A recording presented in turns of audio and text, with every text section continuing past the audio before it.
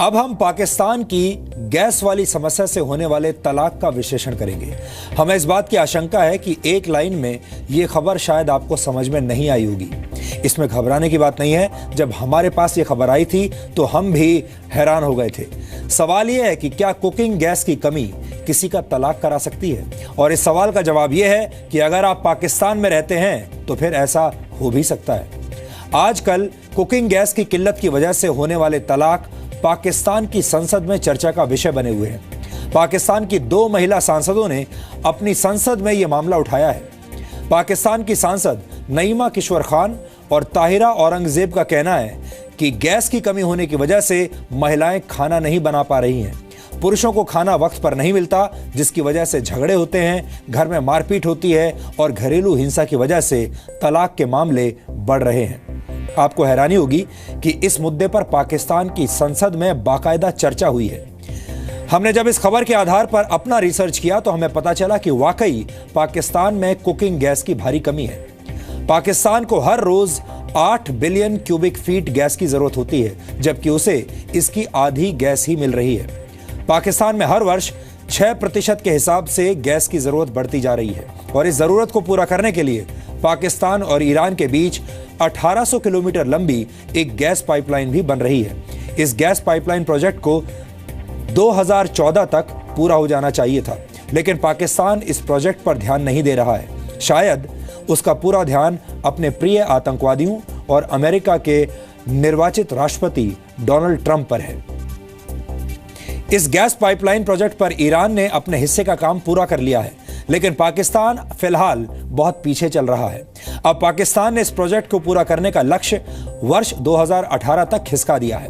हालांकि पाकिस्तान की आर्थिक हालात खराब होने की वजह से यह भी हो सकता है कि यह लक्ष्य और भी आगे चला जाए। गैस की कमी होने की वजह से पाकिस्तान के कई शहरों में महिलाएं सड़कों पर प्रदर्शन करने पर मजबूर हैं। आप ये जरूर सोच रहे होंगे कि जिस देश के लोगों के पास खाना बनाने के लिए गैस ना हो, वहां के हुक्मरान कहां पर व्यस्त हैं। वो अपने देश के लोगों की इस बड़ी समस्या का हल क्यों नहीं निकालते? इसका जवाब पाकिस्तान के आतंकवादी चरित्र में छिपा हुआ है। पाकिस्तान के हुक्मरान हमेशा भारत में आतंकवाद फैलाने के नए नए तरीके ढूंढने में व्यस्त रहते हैं। इसलिए इन दिनों उनके पास भारत में आतंकवाद फैलाने के अलावा एक और काम भी है, और वो काम है अमेरिका के निर्वाचित राष्ट्रपति डोनाल्ड ट्रंप को पाकिस्तान का ट्रंप भाईजान बनाना। पाकिस्तान की सरकार और वहां का मीडिया आजकल डोनाल्ड ट्रंप को ट्रंप भाईजान कह रहा है। वहां की सत्ता चलाने वाले लोग आजकल अमेरिका वाले ट्रंप भाईजान से बात करके कूटनीति की दुनिया में पाकिस्तान को दोबारा खड़ा करने में जुटे हैं। पाकिस्तान इस उम्मीद में है कि वो अमेरिका के सामने अपने नंबर बढ़ा लेगा और फिर उसकी स्थिति सुधर जाएगी। लेकिन नंबर बढ़ाने के इस गेम में पाकिस्तान की सरकार ने एक सेल्फ गोल कर दिया है। दरअसल पाकिस्तान के प्रधानमंत्री नवाज शरीफ ने कल अमेरिका के निर्वाचित राष्ट्रपति डोनाल्ड ट्रंप को फोन किया था। पाकिस्तान की सरकार का दावा है कि इस बातचीत में डोनाल्ड ट्रंप ने नवाज शरीफ की काफी तारीफ की। पाकिस्तान की सरकार ने दोनों नेताओं के बीच हुई पूरी बातचीत सार्वजनिक कर दी है। पाकिस्तान का यह भी दावा है कि डोनाल्ड ट्रंप ने पाकिस्तान के लिए फैंटास्टिक कंट्री, फैंटास्टिक प्लेस और फैंटास्टिक पीपल जैसे शब्दों का इस्तेमाल किया है। दावा तो यह भी है कि नवाज शरीफ से ट्रंप ने कहा, you have a very good reputation, you are a terrific guy. आप भी सोच रहे होंगे कि पाकिस्तान के खिलाफ बोलने वाले डोनाल्ड ट्रंप अचानक इतने मीठे कैसे हो गए, लेकिन बात अभी खत्म नहीं हुई है। पाकिस्तान के दावों के मुताबिक ट्रंप ने पाकिस्तान में अपार संभावनाओं की तरफ इशारा करते हुए यह भी कहा, your country is amazing with tremendous opportunities. ये सुनकर आपको हंसी भी आ सकती है, क्योंकि पूरी दुनिया ये जानती है कि पाकिस्तान में संभावनाएं तो बहुत हैं, लेकिन ये सारी संभावनाएं आतंकवादियों के लिए सीमित हैं और सुरक्षित हैं। ये सारी बातें जब सार्वजनिक कर दी गईं तो पाकिस्तान में डोनाल्ड ट्रंप को ट्रंप भाईजान कहा जाने लगा। हालांकि इस तरह शिष्टाचार वाली बातचीत के बिंदुओं को सार्वजनिक करना डिप्लोमेटिक प्रोटोकॉल के खिलाफ होता है। अब अमेरिका में पाकिस्तान सरकार पर कार्रवाई की मांग उठ रही है। यानी पाकिस्तान की जनता गैस की कमी से परेशान है, जबकि पाकिस्तान की सरकार कूटनीतिक पावर की कमी से परेशान है। पाकिस्तान की जनता और सरकार की इस मनोदशा को और गहराई से समझने के लिए अब आपको हमारा ये वीडियो विश्लेषण ध्यान से देखना चाहिए।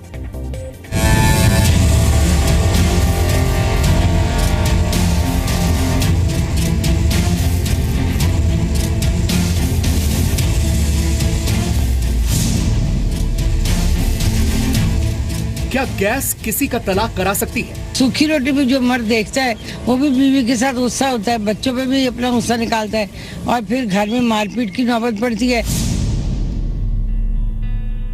यह है ताहिरा औरंगजेब। ताहिरा औरंगजेब ने पाकिस्तान की संसद में गैस का मुद्दा उठाया और साथ ही ये भी कह दिया कि देश में गैस न होने की वजह से तलाक के मामले बढ़ रहे हैं। आप ये देखिए कि जो मर्द सुबह कमाने के लिए घर से निकलता है और उसको सुबह नाश्ता टाइम पे ना मिले, वो ऑफिस कैसे जाएगा? मजदूरी करनी हो तो वहाँ कैसे पहुँचेगा? और अगर वो तंदूर से लेके 1-2 रोटी खाए और शाम को घर आए फिर खाना ना पकाओ, असल में गैस का प्रेशर कम आ रहा है। पाकिस्तान के एक वरिष्ठ सांसद की बातें सुनकर हो सकता है कि आपको हंसी आ रही होगी, लेकिन गैस वाली समस्या इन दिनों पाकिस्तान की सबसे बड़ी समस्या है। गैस न होने की वजह से पाकिस्तान में घरों के चूल्हे बुझे हुए हैं, बच्चे भूखे पेट स्कूल जाते हैं और मर्द काम पर। कि घरेलू खवातीन जो है वो शदीद मुश्किलात का शिकार है। घरेलू खवातीन को खाने बनाने में किन किन दुश्वारियों का सामना करना पड़ता है। अभी चूंकि मौसम इतना ज्यादा चेंज नहीं हुआ और गैस की जो फ्राहमी है वो फैसलाबाद में मुअत्तल कर दी गई है, बंद कर दी गई है। गैस तो यहाँ पे आती नहीं, तकरीबन शाम 5 बजे से लेके रात 10 बजे से लेके सुबह 5 बजे तक गैस बहुत ही स्लो प्रेशर होता है और बाज़ औक़ात तो बिल्कुल ही नहीं होता। जो मर्द हजरात हैं वो बेचारे सुबह काम पे जाना होता है, उनके लिए नाश्ता नहीं बनता, बच्चे अक्सर भूखे स्कूल में जाते हैं। इतना मुश्किल, अभी सर्दी आई नहीं तो गैस का ये हाल है, जब सर्दी आएगी तो पता नहीं यहाँ पे क्या बनेगा। जी बिल्कुल, आपने इनकी बात सुनी। इस वक्त भी मैं आपको दिखा सकती हूँ कि चूल्हे पे जो है वो हंडिया भी पड़ गया और रोटी भी पड़ गई। रोटी ऊपर पड़ी पड़ी सूख जाती है लेकिन रोटी पकने का नाम नहीं लेती। सुई गैस की लोड शेडिंग है वो बदतरीन की जा रही है। आप यूँ कह सकते हैं रात 12 बजे के बाद गैस जो है घरेलू सार्फिन को दी जा रही है।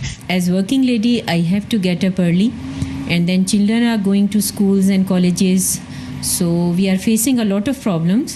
We have to get up earlier than before and making tea, breakfast is very difficult. यही वजह है कि पाकिस्तान के इस महिला सांसद को यह लगता है कि गैस की कमी की वजह से घरों में झगड़े और मारपीट के मामले बढ़ रहे हैं और नौबत तलाक की आ रही है। गैस का प्रेशर कम होता है तो रोटी भी जो है पापड़ बन जाती है। फिर जो सूखी रोटी भी जो मर्द देखता है वो भी बीवी के साथ गुस्सा होता है, बच्चों पे भी अपना गुस्सा निकालता है और फिर घर में मारपीट की नौबत पड़ती है। फिर एनजीओज भी इन्वॉल्व हो जाती हैं, जी बड़ा जुल्म हो गया, औरत पे तशद्दुद हो गया। और भाई ये तो पता करें कि इस तशद्दुद के पीछे कहानी क्या है। तो कहानी निकलती है तो वो एक छोटा सा कहानी का मसला है कि गैस का प्रेशर नहीं है। जब मेन चलेगा तो गीजर नहीं चलेगा, गीजर चलेगा तो चूल्हा नहीं चलेगा। सर्दियों में गैस की जो खपत है बढ़ जाती है। पाकिस्तान के आम लोगों के घरों में चूल्हे बेशक न जल पा रहे हों और बच्चे भूखे पेट स्कूल जाने को मजबूर हों, लेकिन वहां की सरकार को इससे कोई फर्क नहीं पड़ता है, क्योंकि सरकार अमेरिका के नवनिर्वाचित राष्ट्रपति डोनाल्ड ट्रंप के साथ रिश्ते सुधारने में व्यस्त है। So this was a normal courtesy call which the Prime Minister made to President-elect Donald Trump, Mr. Donald Trump, and you would recall that on his election victory, the leadership of Pakistan had also sent messages of felicitation. High importance to our relations with the United States. We have a long-term relationship with the United States. And we would like to strengthen these relationship, which the existing relationship further. Pakistan के प्रधानमंत्री के दफ्तर से जो press release जारी की गई है उसमें बहुत सी हास्यास्पद बातें लिखी गई हैं। उसमें लिखा गया है कि राष्ट्रपति ट्रंप ने प्रधानमंत्री नवाज शरीफ की बहुत तारीफ की है और उन्हें एक शानदार व्यक्ति बताया है। साथ ही ये भी कहा है कि आप बहुत अच्छा काम कर रहे हैं, जो हर तरह से दिखता है। आम बोलचाल की भाषा में इसे उछलना कहते हैं और आप कह सकते हैं कि डोनाल्ड ट्रंप से हुई बातचीत के बाद पाकिस्तान की सरकार उछल रही है। लेकिन पाकिस्तान में सिर्फ सरकार ही नहीं उछल रही, बल्कि वहां का मीडिया भी इतना उछल रहा है कि डोनाल्ड ट्रंप को ट्रंप भाईजान कह रहा है। I love Pakistan. And we love you, Trump भाई। आपको पता है मैं तो आपका बहुत बड़ा फैन हूँ। आप ना होते तो मैं 10,000 रुपए की शर्त वसुतुल्लाह खान साहब से कैसे जीतता। लेकिन मेरे और ट्रंप के बीच में जो भाईचारा है वो आज हमारे मौजूद नहीं है। हम बात करेंगे, हम सबके भाई बन गए हैं। आज तो ट्रंप एक सबके वजीर आजम नवाज ट्रंप भाई नवाज ट्रंप भाई जरा बताएं तो सही से आज हुआ क्या है यार, क्यों इतने एक्साइट हुए हैं? मीडिया जो है वो एक टांग पे नाच रहा है। मैं भी एक टांग पे नाच रहा हूँ, मैं भी मीडिया हूँ। वजीर आजम ने ट्रंप साहब को फोन किया और ट्रंप साहब ने कहा कि मियां साहब आप जबरदस्त आदमी हैं, terrific हाँ, आपने जो जबरदस्त काम किए हैं वो हर तरह से नुमाया हैं। मैं आपसे जल्द मुलाकात का मुतमन्नी हूँ। आप मुझे 20 जनवरी से पहले भी जब चाहें फोन कर सकते हैं। तेरा भाई मौजूद है। हाँ तेरा भाई, आपका भाई। पाकिस्तान की सरकार और मीडिया खुश हैं, लेकिन पाकिस्तान पर अब कूटनीतिक नासमझी के आरोप भी लग रहे हैं। अमेरिकन मीडिया में ये सवाल उठाए जा रहे हैं कि अमेरिका के नवनिर्वाचित राष्ट्रपति और पाकिस्तान के प्रधानमंत्री के बीच हुई बातचीत को पाकिस्तान की सरकार सार्वजनिक कैसे कर सकती है? It is entirely inappropriate for the Pakistani government to release what an American president or president-elect says in the course of a phone call. We would never release what a foreign leader said to George W. Bush. We would talk about what George W. Bush said. But to release what somebody else says, I'm not the spokesperson for Pakistan or any other nation. So for them to do it is an entire breach of diplomatic protocol and tradition. And if they had done that to me, I'd be on the phone right now with their press secretary chewing him out. The ambassador would be on the phone with the ambassador chewing the ambassador out, and up and down the chain. Yeah. What they did in Pakistan was a bad thing to do. You want everybody releasing the phone calls like that? He may have said similar things to other leaders too. So Pakistan might be doing it to maneuver about India and to show we're really good friends with Donald Trump. Okay. That's dumb by the Pakistanis. वैसे पाकिस्तान की सरकार और media को ज्यादा उछलने की जरूरत नहीं है, क्योंकि डोनाल्ड ट्रंप पाकिस्तान के बारे में क्या सोचते हैं ये पूरी दुनिया के साथ-साथ पाकिस्तान भी बहुत अच्छे से जानता है। Both. At the same time, we give money and we give a lot of things and a lot of help to countries that absolutely don't deserve it. They're not our friends. They don't do anything good for us. But the problem with Pakistan is they have nuclear weapons, and which is a real problem. Again, the single biggest problem we have nuclear weapons, countries with, and it's not only countries, you have 9 countries right now with nuclear weapons. At the same time, if you look at India and some of the others, maybe they'll be helping us out. राष्ट्रपति चुने जाने से पहले का Trump का यह बयान बताता है कि आने वाले दिनों में पाकिस्तान की समस्याएं और ज्यादा बढ़ने वाली हैं। और वैसे भी जब कोई आपको राष्ट्रपति बनने पर बधाई देने के लिए फोन करता है तो आप सामान्य शिष्टाचार की भाषा में उसकी तारीफ ही करते हैं, उसे भला बुरा नहीं कहते। बस ट्रंप ने भी शिष्टाचार के नाते यही किया और पाकिस्तान ने उसका मतलब कुछ और ही निकाल दिया। ब्यूरो रिपोर्ट, जी मीडिया, दिल्ली।